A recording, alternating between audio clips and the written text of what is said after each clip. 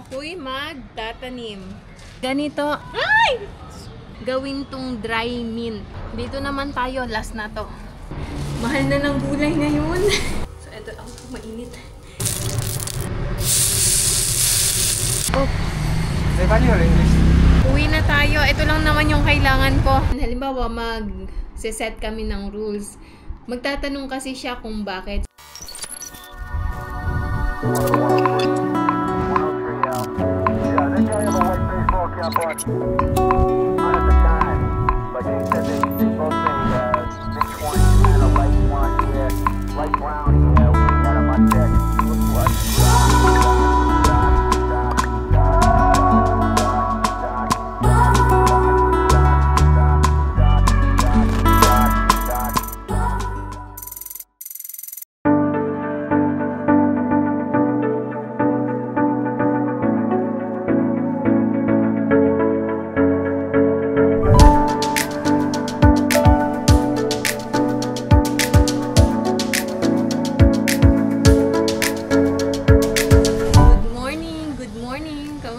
Lahat.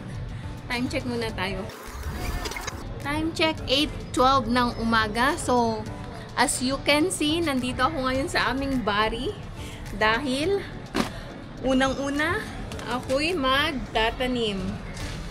Ayan, alam nyo sa sobrang mahal ng coriander, ayan, magtatanim ako. Per kilo is hindi ko alam kung magkano pero around 700 ata. And etong lettuce din, meron pa kami. So, magtanim din ako nitong lettuce. Since maganda ang weather today, hindi maaraw, hindi masakit sa balat. Kaya, samantalahin ko habang maaga. And magtatanggal na din ako ng damo dito banda. Kasi tingnan nyo, oh. Madamo na siya dahil sa ulan. So, dito ako magtatanim at saka dito. Walang masyadong tanim dito. Ayan. Tingnan nyo itong ano namin, oh. Tree tomato daw ang tawag dito. Kaso, parang may mga insekto, no? Sira na. Ito din pala, empty rin to. Ayan. Harvest tayo ng talbos ng kalabasa din. So, ayan. Dyan muna kayo. Update ko kayo maya-maya.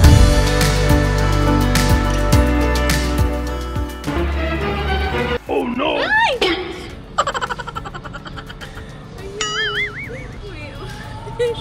May uod.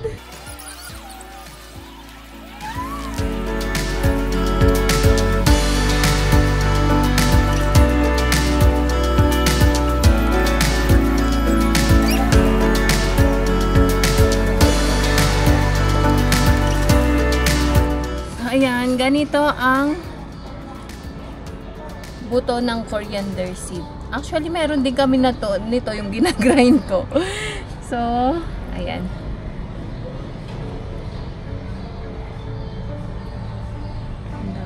Saan ba yung mga butas na ginawa ko?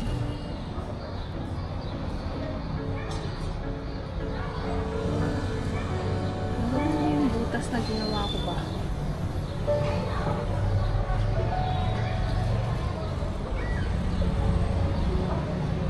So, dito, isa itong way para makatipid. Sariling tanim. Especially kung mahal ang mga... Hindi ko itanim lahat kasi para meron pa sa susunod. Wala na bagay mga butas na ginawa ko. Uy. Ayan. Takban natin. Gamit na lang pala ako ng gloves.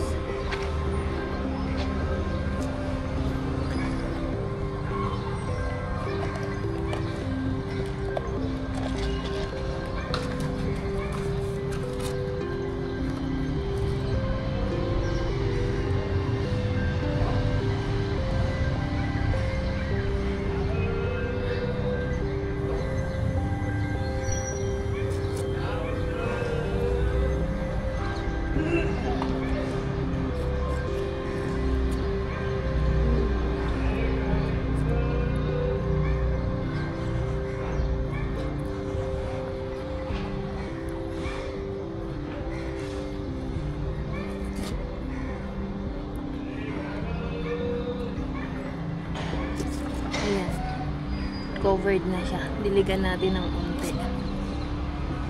Kailangan kasi, sabi, para kalimutan ko na sa science, para mag-germinate, kailangan mamasa-masa. Saging mamasa-masa. So, ayan. Yay! Diligan ko muna pala. Sprinkle lang. Kasi baka umulan din mamaya.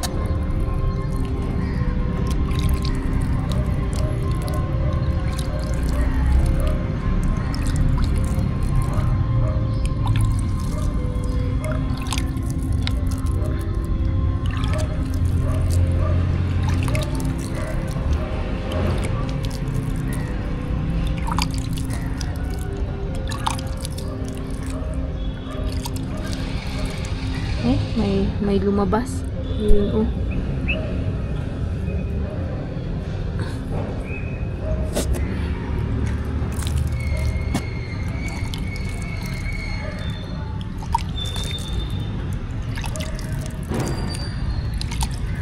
Okay, next naman dito tayo. Ito yung gawin natin. Taniman natin ng lettuce.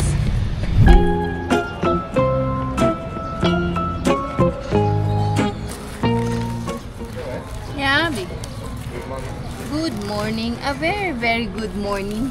I think you know this one. Which one?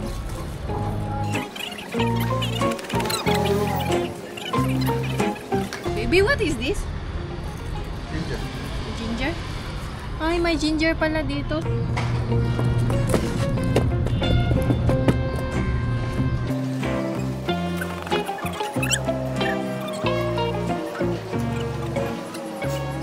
I thought it's 3 tomato. No, that one is that one. Ah, I said 3 tomato on my vlog. I'll remove. Ayan.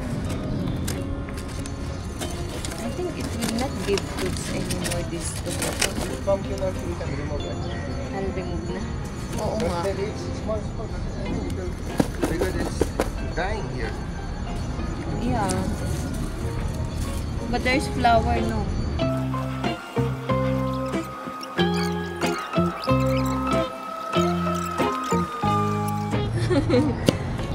I think magtatanim ako ng konti pang coriander. Dito banda.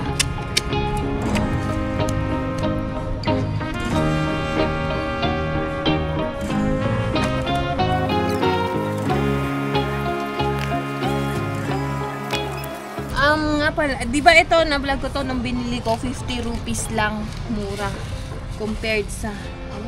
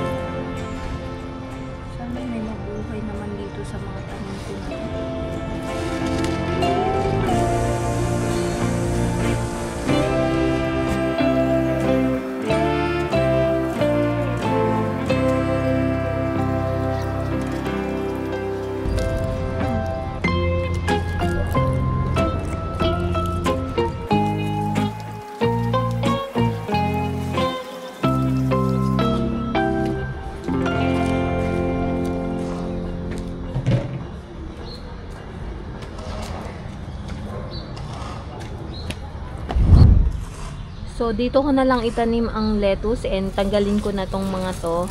Palitan ko ng bago. And, ayun. So far, ayan muna ang huling nating gagawin. And, baka bukas, eto, tanggalin natin. Ayan, oh. Eto, especially etong ano, anong tag nito? Yung kalabasa. Kasi hindi naman siya namumunga. Ayan, namumulaklak lang. Pero hindi siya namumunga. Ayan. Uy, may pechay kami pala dito. Ang laki na, oh. Ayan, pechay namin. Ito pala ay hindi tree tomato. B pala ang tawag doon. Another type ng eggplant. Akala ko tree tomato. Ayan. So, continue lang tayo habang maganda ang weather.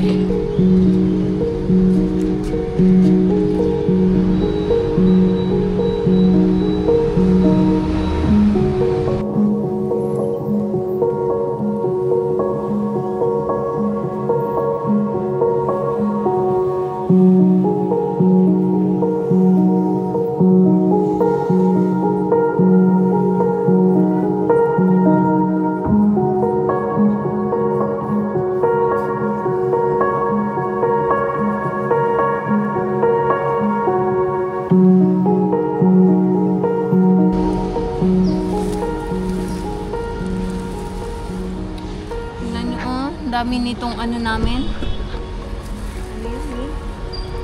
Tingin ko tanggalin ko na rin. Ano yung namin?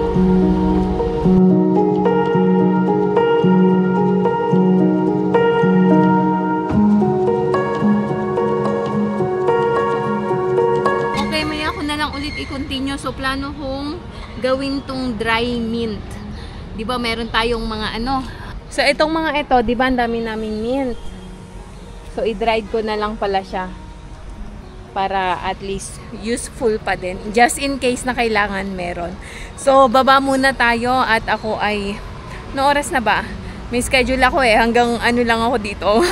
hanggang 9 o'clock kasi magluluto ako ng ano, ng lunch namin. So anyway, maya naman ulit. Balikan ko kayo. Dito naman tayo. Last na to. For today.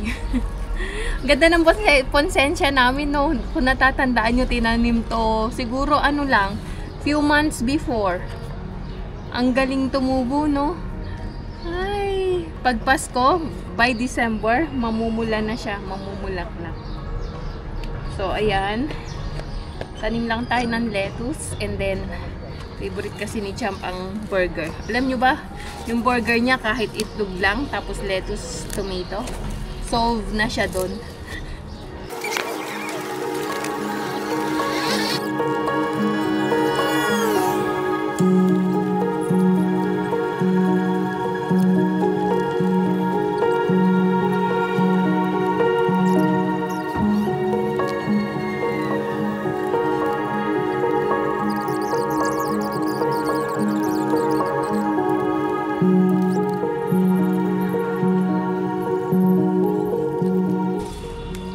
Ganito naman ang buto ng lettuce.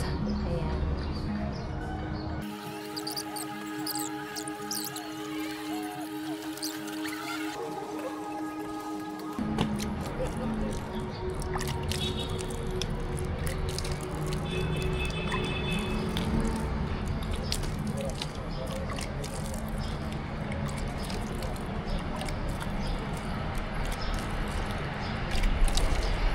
Maambun na.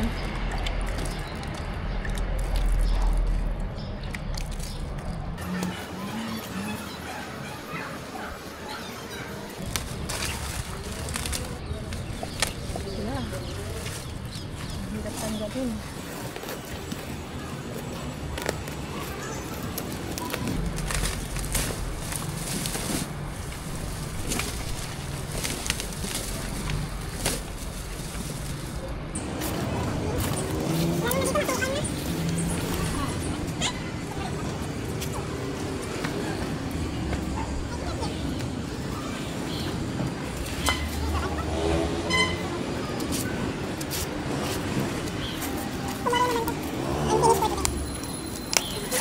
Init.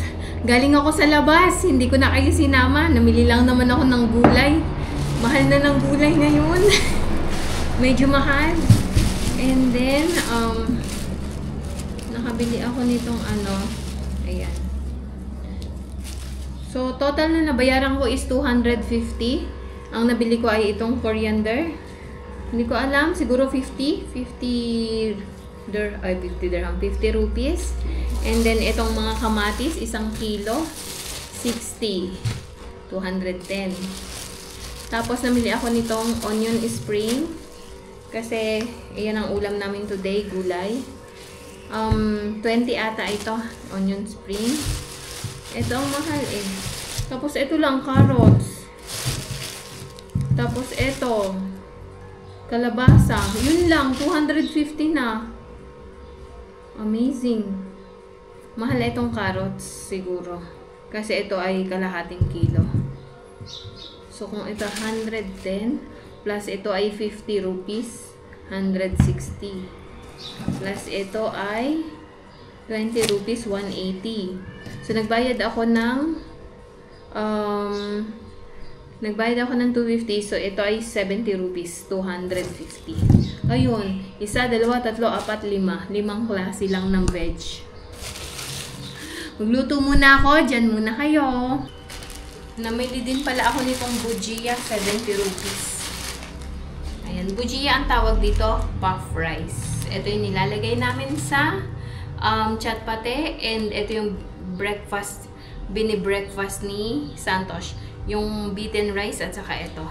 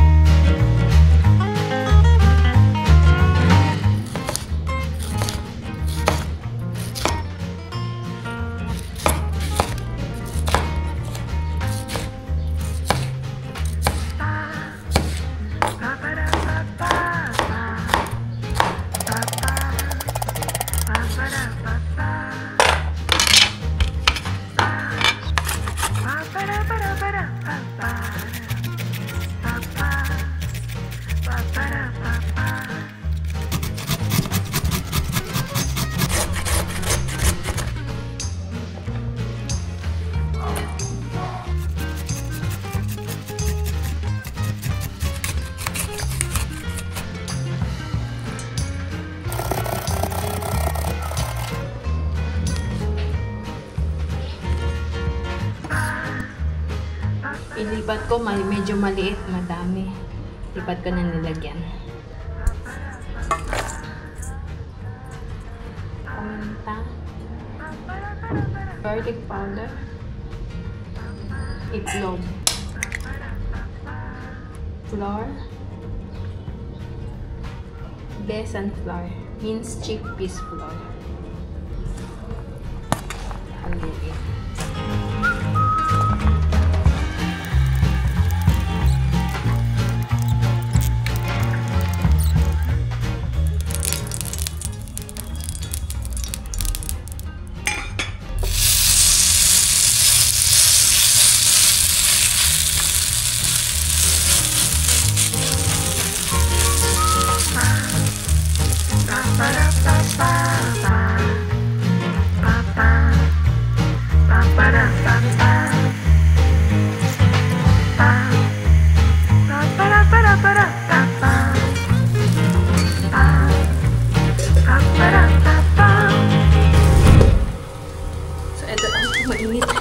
Ito na ang ating first batch. Tikman natin kung sakto lang yung timpla.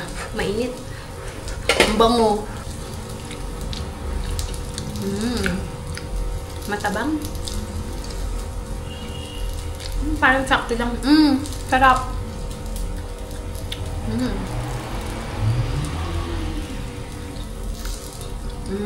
Ang fresh ng ingredients. Sarap.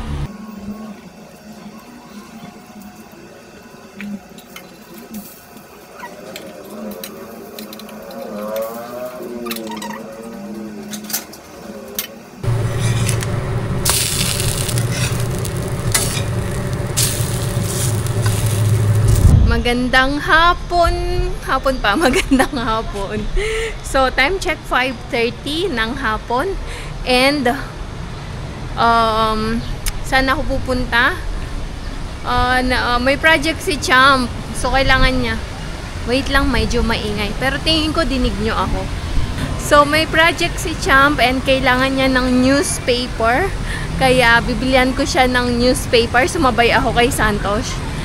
And busy siya kasi dami siyang homework. Alam niyo na pag class 10 kasi madami silang homework, classwork. At saka take home na gawaing bahay. Kaya ako na lang bibili. Tara, sama na din kayo sa akin para may kasama ako. Mga nagtataba mukha.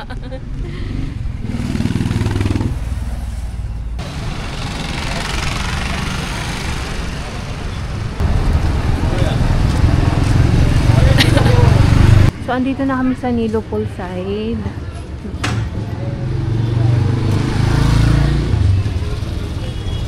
Uy, saging na saba? Ay, Jeffrey, Seti, Patulis. Dito pa tayo. Oops. Nepali or English? He did not tell anything. English pa. Ano yung kailangan niya? English or Nepali? Ayun yung shop niya. Nakabili na tayo dito before. Kung naalala nyo, nung nag-Christmas party kami pambalot. Maya naman ulit.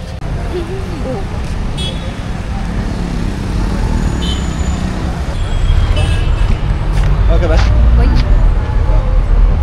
Halgo. Okay.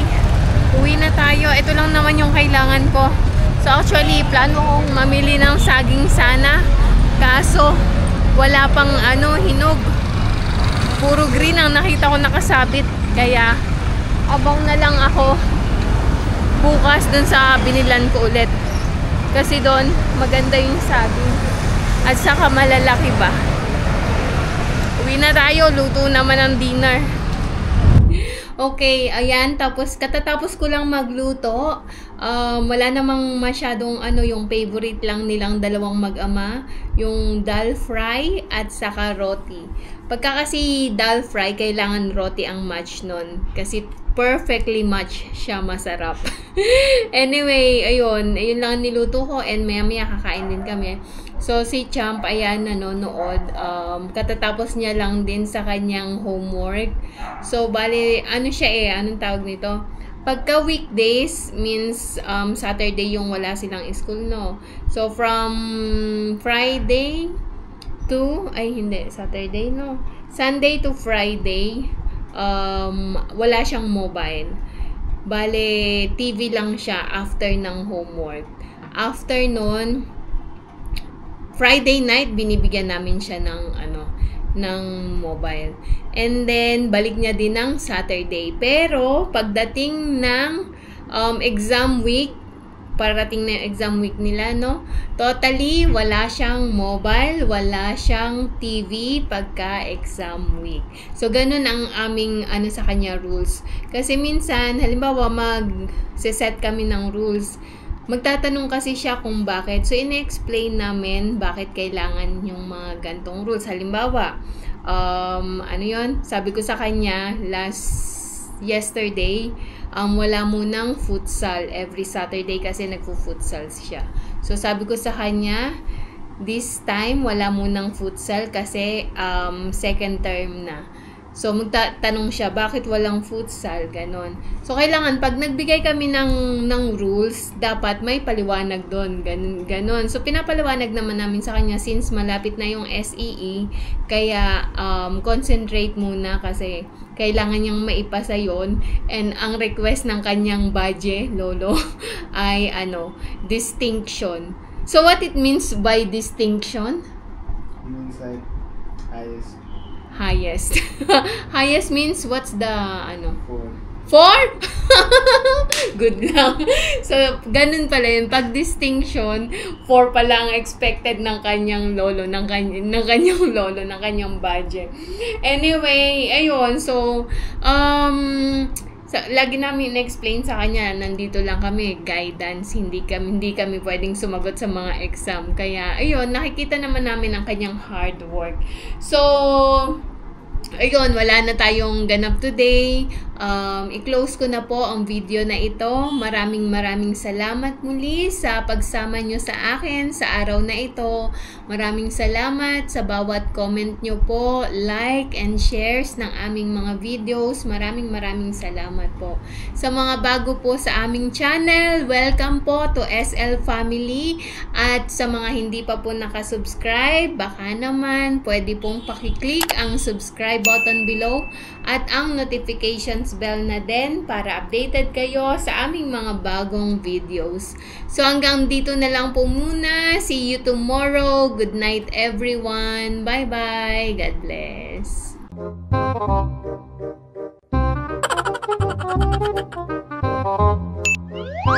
Ginagawa mo. If you like this video, please consider subscribing to our YouTube channel, SL Nepal. Thank you for watching. Have a nice day.